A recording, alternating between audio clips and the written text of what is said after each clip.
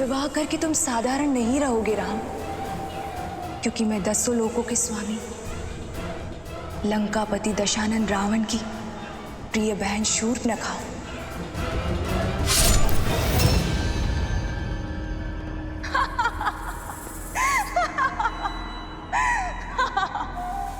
शूर्पणखा? तुम? हाँ, मैं शूर्पणखा। स्मरण आया ना? तुम्हारी परम शत्रु। आज फिर फंस गई तुम। मेरे भैया सहस्त्रमुख रावण आज तुम्हारे पति राम का काल बनकर आए हैं। वैसे बड़ा ही सुदृढ़ योद्धा है तुम्हारा पति। मेरे दशानन भैया जैसे सर्वशक्तिशाली राक्षस का संहार कर दिया उसने। अद्भुत! उसमें बल है कि वो सहस्त्रमुख रावण का भी अंत कर सकता है। पर जानती हो समस्या क्या है? समस्या ये है कि वो नहीं मार सकता उसे, क्योंकि मेरे सहस्त्रमुख रावण को केवल और केवल एक स्त्री ही मार सकती है। उन्हें ये श्राप है और आज यही श्राप मेरे भैया के लिए वरदान बन जाएगा। शूर्पणखा, मेरे पुत्र कहाँ है? कहाँ है वो? कितना विचित्र भाव है, पुत्र मोह। मैंने भी तो इसी मोह में आकर राम और रावण का युद्ध कराया था, और तुम आज अपने पुत्र के लिए इतनी चिंतित हो कि अपना मार्ग तक भटक गई। अब समझ आ रहा है कि मुझे कितनी पीड़ा हुई होगी जब तुम्हारे उस देवत लक्ष्मण ने मेरे पुत्र की हत्या की थी। कहाँ है मेरे पुत्र शूर्पणखा?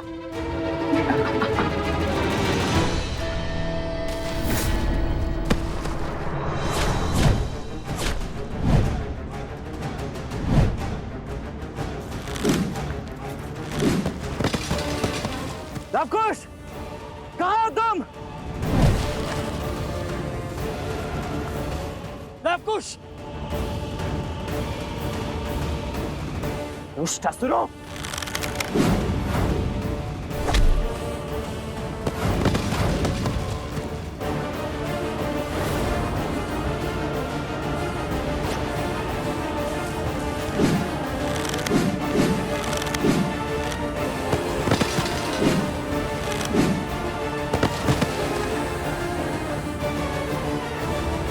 लवकुश, तुम दोनों ठीक तो? हाँ, वो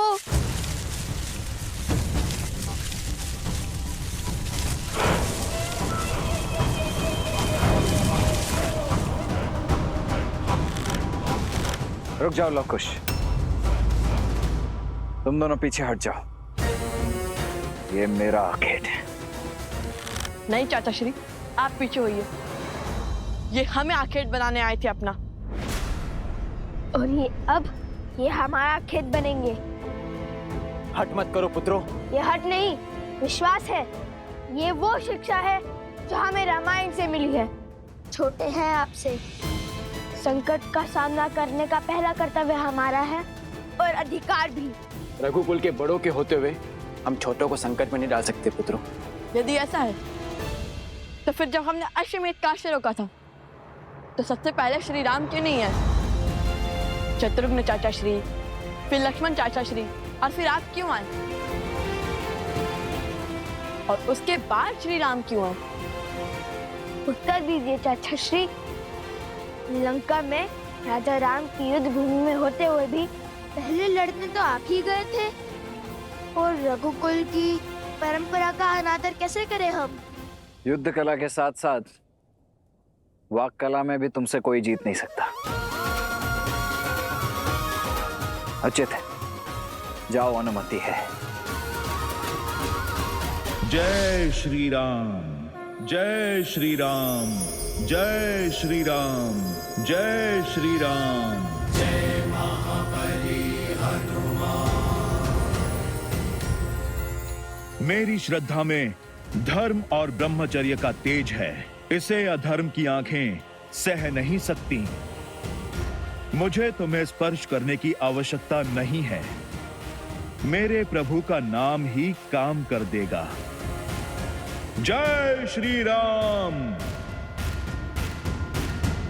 जय हनुमान ज्ञान गुण सागर, जय कपीस तिहु लोक उजागर, रामदूत अतुलित बल धामा, अंजनी पुत्र पवन सुत नामा।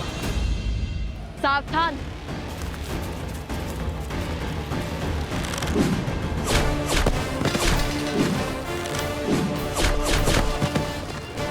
भरत भैया, दाईं ओर। कुछ भैया।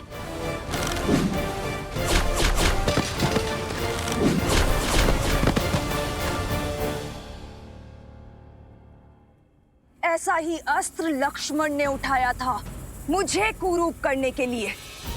आज प्रतिकार होगा। वैसे तुम आज भी उतनी ही मूर्ख हो जितने की पहले थी। जब मैंने तुम्हें पहली बार देखा था, जब तुमने अपने पति राम को मुझे देने से ना कर दिया था। कैसे सीता, कैसे कैसे तुम ये समझ नहीं पाई कि ये सब एक माया का खेल था, मेरी माया, ताकि तुम अपने गंतव्य तक ना पहुंच पाओ।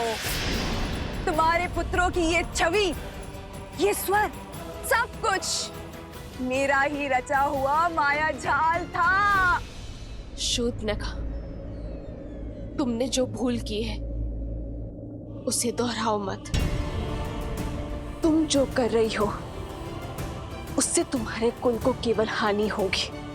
और एक स्त्री का धर्म होता है अपनी कुल की मर्यादा की रक्षा करना। और तुम मान! कितना भाषण देगी सीता? कहीं इसी भाषण से चिढ़कर तो तुम्हारे पति राम ने तुम्हें वापस पाकर भी उस वन में तो नहीं भेज दिया था। बस बहुत हुआ, अब समय है तुम्हारे अंत का।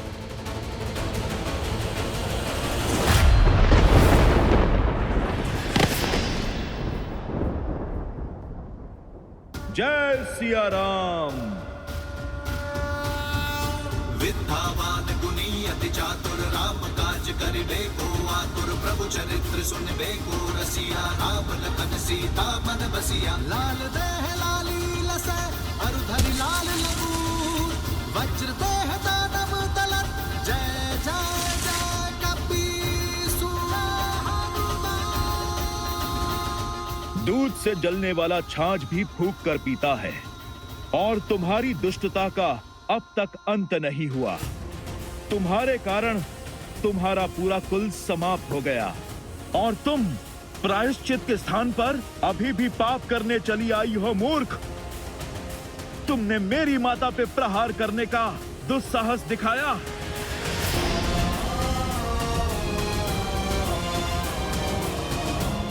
हनुमान हूं मैं। बात जब मेरे प्रभु और माता की हो, हर धर्म, हर बंधन को भूल जाता हूं मैं। नहीं हनुमान, वो एक स्त्री है।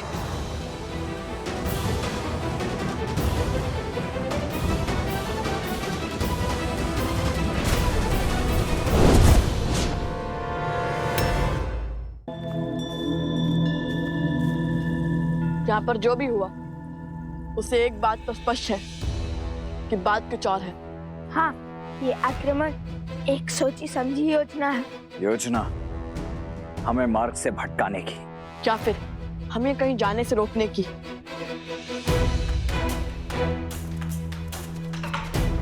माता आश्रम से यहाँ पहुंच रही है। हमें शीघ्र ही हनुमान जी और भाभी माँ के पास जाना चाहिए। कदाचित उन्हें हमारी सहायता की आवश्यकता हो।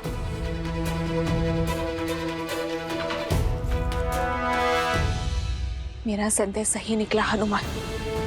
श्री राम संकट में है और वो सहस्त्रमुख रावण के साथ युद्ध में है, परंतु उसने मुझे रोकने का प्रयास क्यों किया? केवल प्रतिकार, इसका कारण नहीं हो सकता। कैसे बताऊं माता, परंतु एक क्षण रुको हनुमान, मुझे पहले अपने अंतर्मन के इस द्वंद को शांत करना होगा।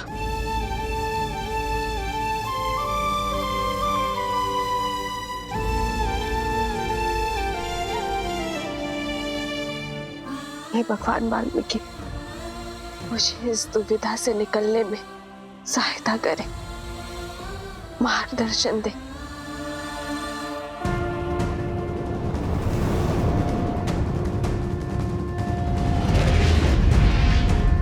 पुत्री सीता,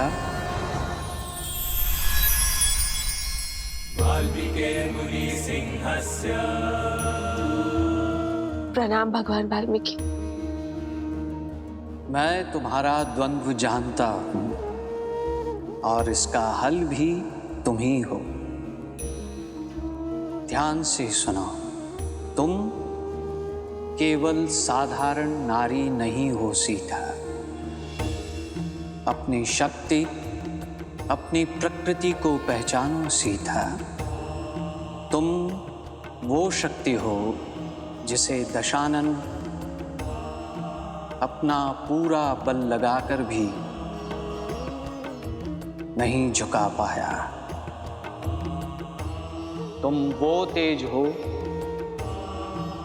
जिसके आगे अयोध्या पर छाई आसुरी शक्ति हारेगी।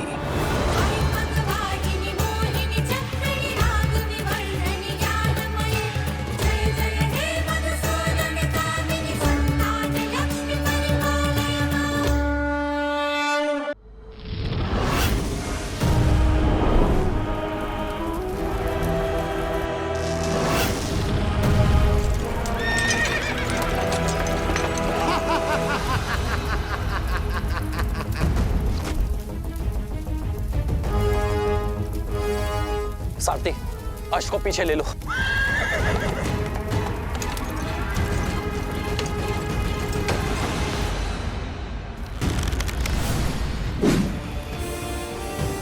श्री राम राम राम श्री राम। आज तुम्हारे अधर्म का अंत होगा सहस्त्रमुख। सृष्टि से हर पाप समाप्त होगा। राम, तुम्हारी चेतावनियों से भय नहीं लगता मुझे। मेरा ये अस्त्र तुम्हारे जीवन का अंत करेगा।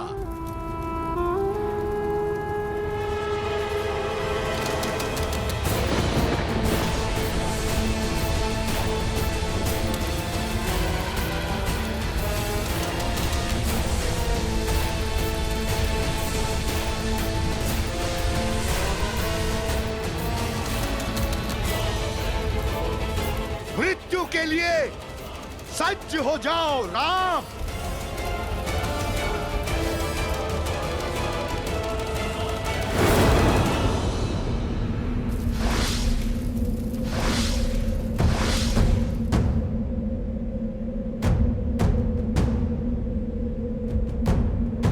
जय श्री राम।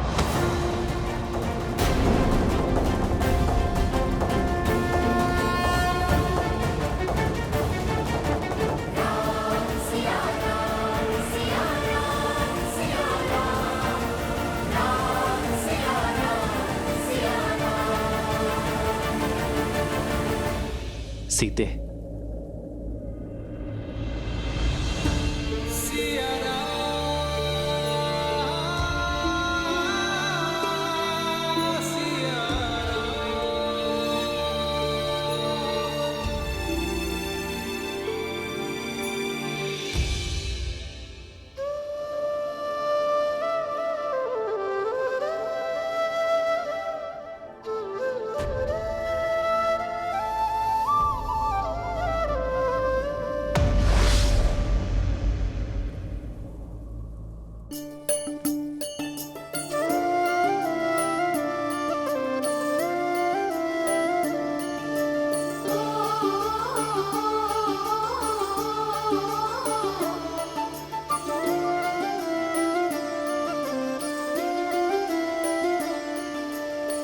जन्म जन्म का है ये संगम, राम रतन सीता वैभव धन। एक है पौरुष एक समर्पण, एक है रूप तो दूजा दर्पण। राम है लोचन सीता दृष्टि, राम है बादल सीता वृष्टि। राम सिया राम सिया राम सिया राम, राम सिया राम सिया राम, राम सिया राम सिया राम सिया राम, राम सिया राम सिया राम। सीता को रखते हृदय रघुराई, पूरण राम को करने आई। सीता करती उनकी पूजा, किंतु मुझे पूरा विश्वास है हमारी नीति शुभ है, इसलिए नियति हमारा मिलन पुनः अवश्य करवाएगी। हम दोनों की सोच एक है हार है, इसलिए कार्य क्षेत्र भिन्न होते हुए भी हमें एक होने से कोई नहीं रोक सकता। जब राम राज्य एक बार फिर राम सीता को साथ देखेगा,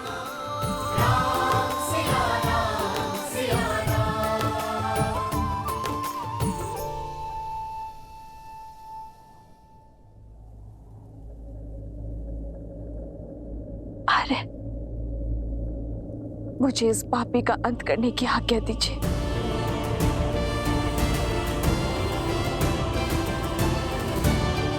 सीते तुम सोचिए मत प्रभु, माता को आज्ञा दे दीजिए।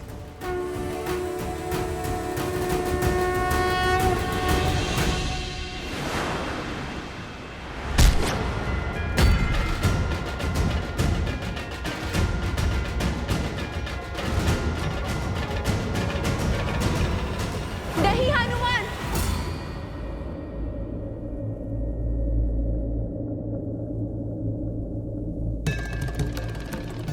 मैं तुम्हें श्राप देती हूँ। जिस माँ लक्ष्मी की पूजा में तुमने विघ्न डाला है, एक दिन उन्हीं का रूप तुम्हारा अंत करेगा सहस्त्रमुख। जिसके प्राण पखेरु होने वाले हो, उसे बंधन में बांधने का कोई औचित्य नहीं है। छोड़ दो इसे।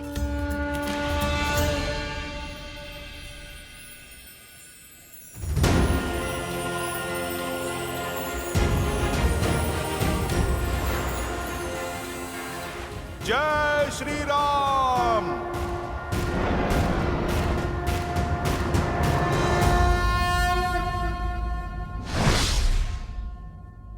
इस दुष्ट ने एक स्त्री के विरुद्ध कुविचार और लोक अपवाद की अग्नि भड़काई थी, जिसे इसने दंश दिया और अब इसे दंड भी वही देगी।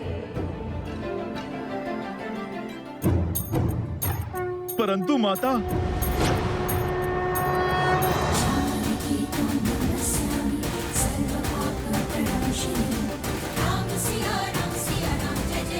सहस्त्रमुख रावण, तुम्हारे कारण अयोध्या की भोली भाली प्रजा के मन में असुरी सोच का पाप पनपा। तुम्हारे कारण मुझे मेरे अर्धांग से, मेरे प्रभु से, मेरे श्री राम से दूर होने पर विवश होना पड़ा। पग पग पर तुमने मुझ पर, मेरे पुत्रों पर प्रहार किया, किंतु तुम असफल रहे।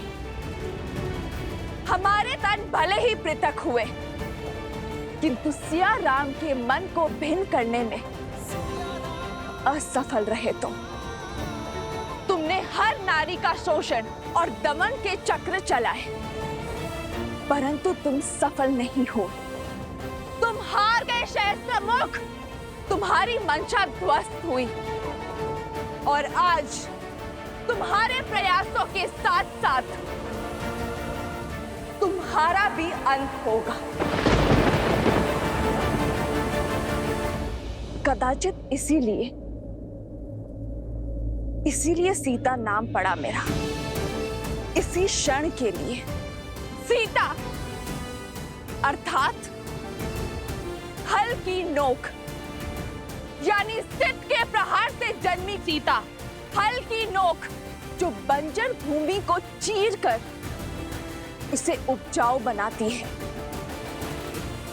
उसके भीतर नए अंकुर को पनपने का बल देती है।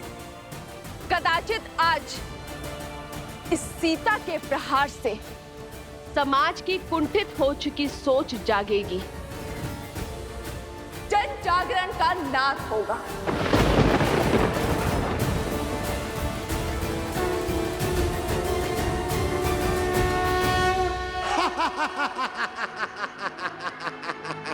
अद्भुत, अद्भुत है ये क्षण, ये घड़ी, ये काल, क्योंकि आज सहस्त्रमुख रावण ब्रह्मा के वरदान को भी मिथ्या सिद्ध करेगा। आज अंत कौन किसका करेगा, ये पूरा संसार देखेगा। भूमि से जन्मी सीता को भूमि में ही गाड़ दूंगा मैं।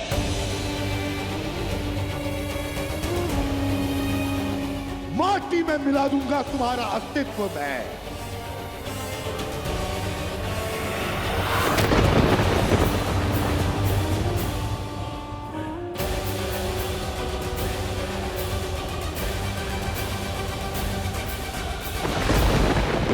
प्रभु, माता संकट में है।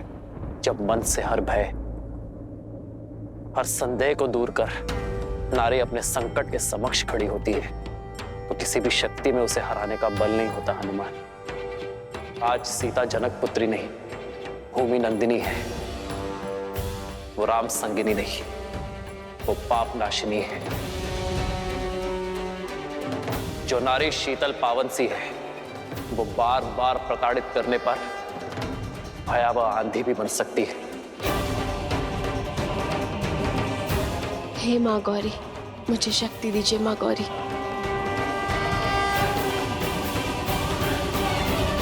जो स्त्री शांत सी नदी है, वो प्रलय लाकर पाप को निगल जाने वाली बाढ़ भी है। जो नारी कुला आगे बढ़ाती है, वो नारी संहार भी कर सकती है।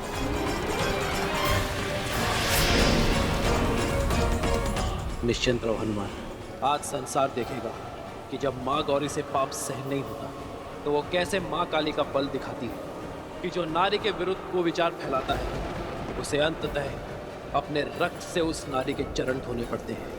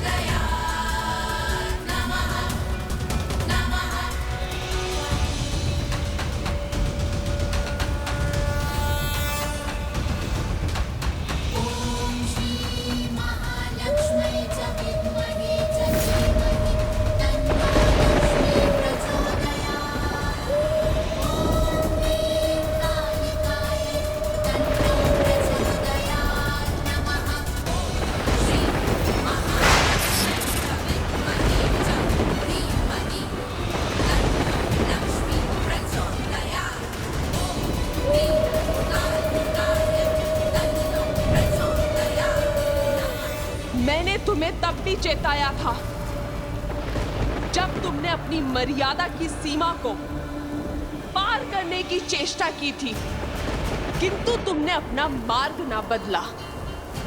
आज तुम्हारे अंत के साथ अधर्म के उस अंतिम अस्त्र का भी अंत हो जाएगा जो व्यक्ति की सोच को दूषित करने की मंशा रखता है।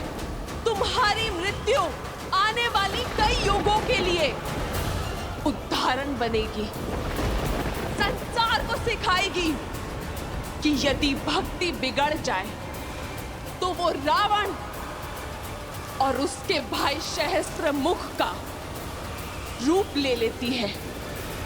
व्यक्ति की शक्ति को अधर्म की आंधी में झोंक देती है और जो धर्म के विरुद्ध होते हैं उन्हें उनके अपराध का दंड देने के लिए वही शक्तियां दुष्ट के अंत का मार्ग खोज लेती हैं। स्मरण करो वो श्राप जो तुम्हारी पुत्र वधु ने तुम्हें दिया था। आज मैं पद्मा अपने संचित सभी पुण्यों के बदले आपको श्राप देती हूँ कि जिस नारी को आप खिलौना समझते हैं वही आपका अंत करेगी।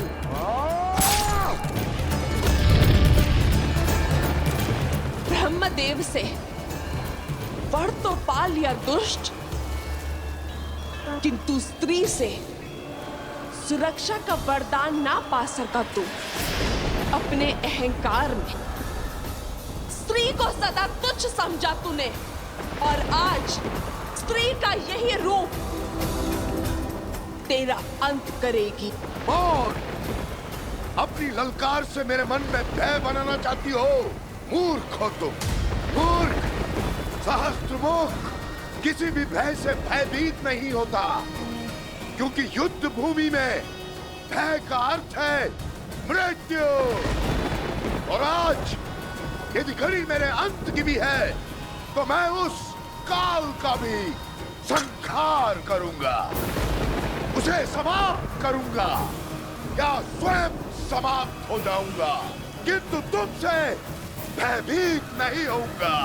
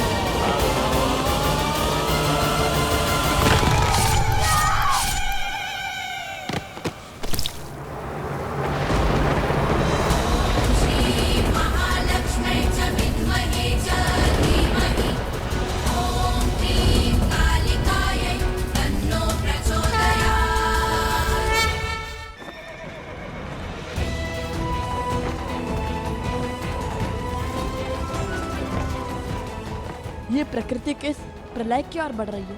न जाने माता हनुमान जी के साथ अकेले क्यों चली गई? चिंता मत करो लव और कुश, भाभी माँ अवश्य सुरक्षित होंगी। चिंता करने की आवश्यकता तो उस आसुरी शक्ति को है जिसने भाभी माँ के पतिव्रत को ललकारा है।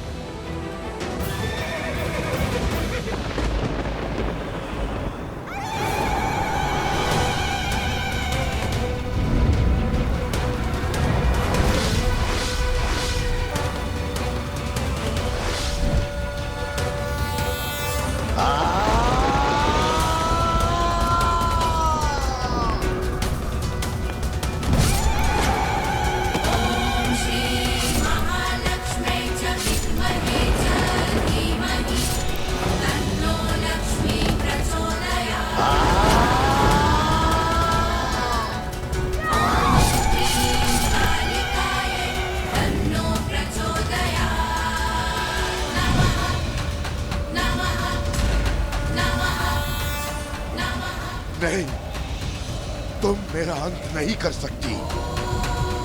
ये मेरा अंत नहीं हो सकता, नहीं हो सकता।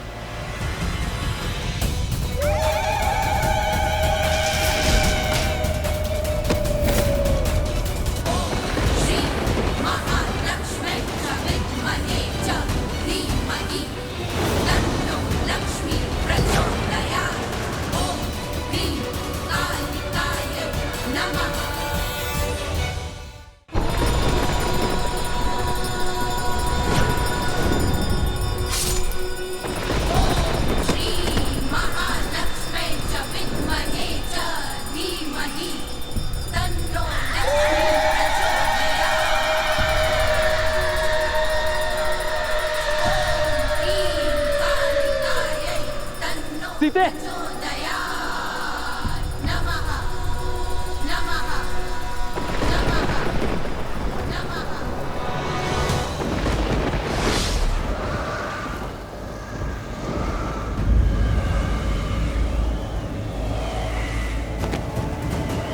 सीते,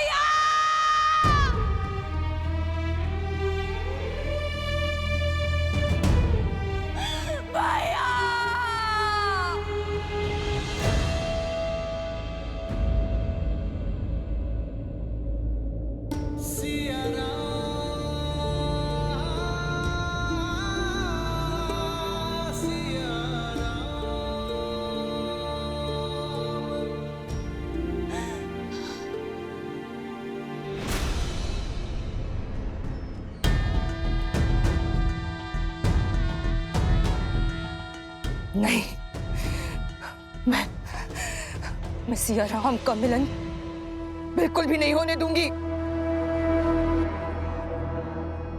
इन दोनों को एक कभी नहीं होने दूंगी, कभी नहीं।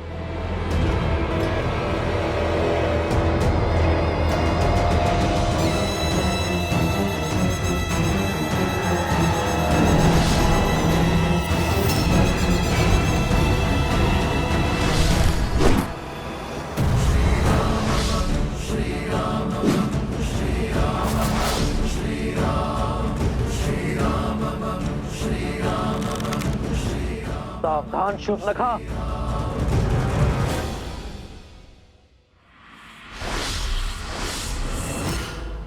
नहीं होने दूंगी मैं ये मधुर मिलन, नहीं होने दूंगी इस वियोग का अंत। जो करना है कर लो राम, ले सकते हो तो ले लो मेरे प्राण।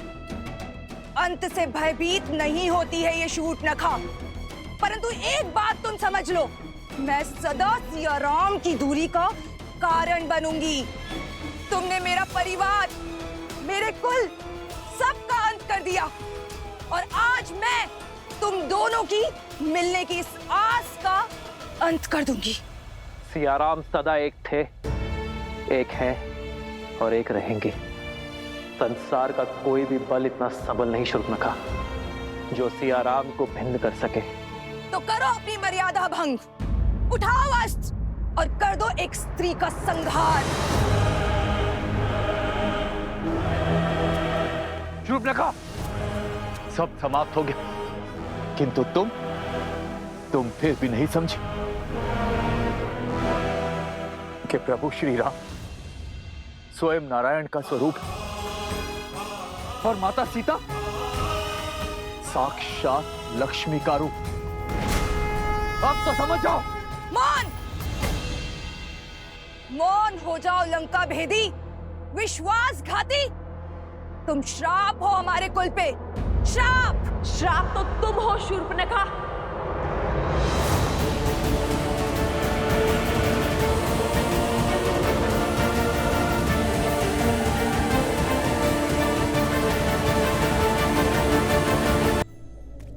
केवल अपने कुल के लिए नहीं, इस संपूर्ण समाज के लिए तुमने स्त्री के जिस रूप को इस समाज में प्रस्तुत करने का प्रयास किया है, उस रूप में स्त्री समाज में केवल अवसाद, दुख और पीड़ा ही लेकर आती है। मिथ्या है ये, मिथ्या।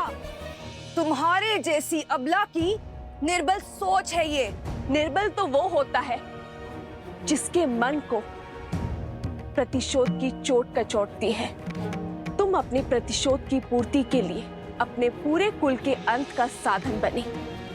इस यात्रा में अपने पुत्र, अपने भतीजे मेघनाथ, अतिकाय, अपने भाई खरदूषण, कुंभकर्ण, दशानन रावण के अंत का साधन बने। इस घोर संग्राम के बाद भी तुमने अपने भाई सहस्त्रमुख रावण को समझाकर उसका पथ बदलने का प्रयास नहीं किया, बल्कि उसे भड़काया और अपनी मलिन सोच और अपनी मलिन इच्छा की पूर्ति करने की चेष्टा करती रही।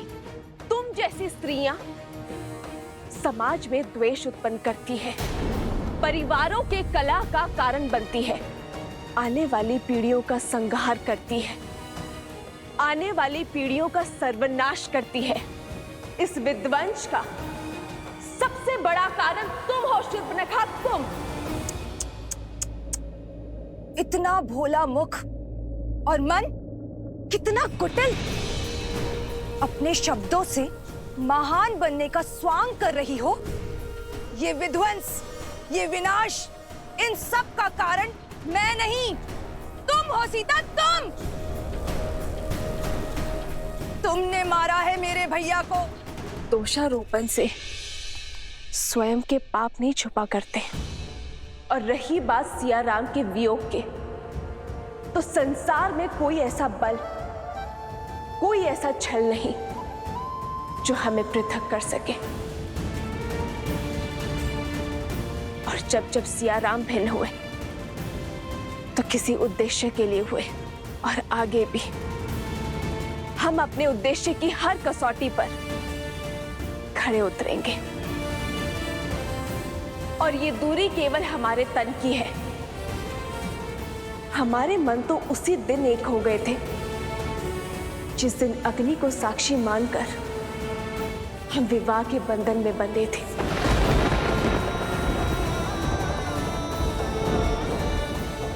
मेरे शब्द तुम्हारे भले के लिए है शूर्पणखा। सब कुछ तो खो चुकी हो तुम, अब अपने अपराधों की क्षमा मांग लो ताकि अपने किए का प्रायश्चित कर सको, अपनी भूल सुधार सको। चली जाओ यहां से, क्योंकि रघुनंदन के हाथ मर्यादा की डोर से बंधे हैं और वो इस डोर को भंग नहीं करना चाहते। रघुकुल का बाण किसी स्त्री के लिए नहीं उठेगा। तुम भले ही असुर हो, परंतु हो तो स्त्री ही, और नारी का सम्मान करना रघुवंशी भली भांति जानते हैं। इसीलिए श्री राम ने तुम्हारे पग रोकने के लिए बाण चलाया था, तुम्हें मारने के लिए नहीं, किंतु स्मरण रहे।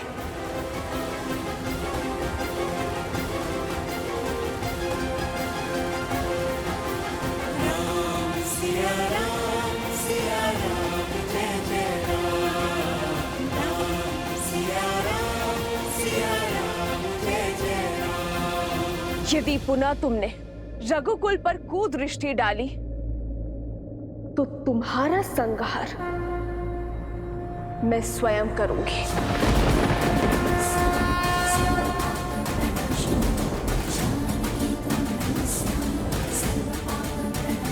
असंभव।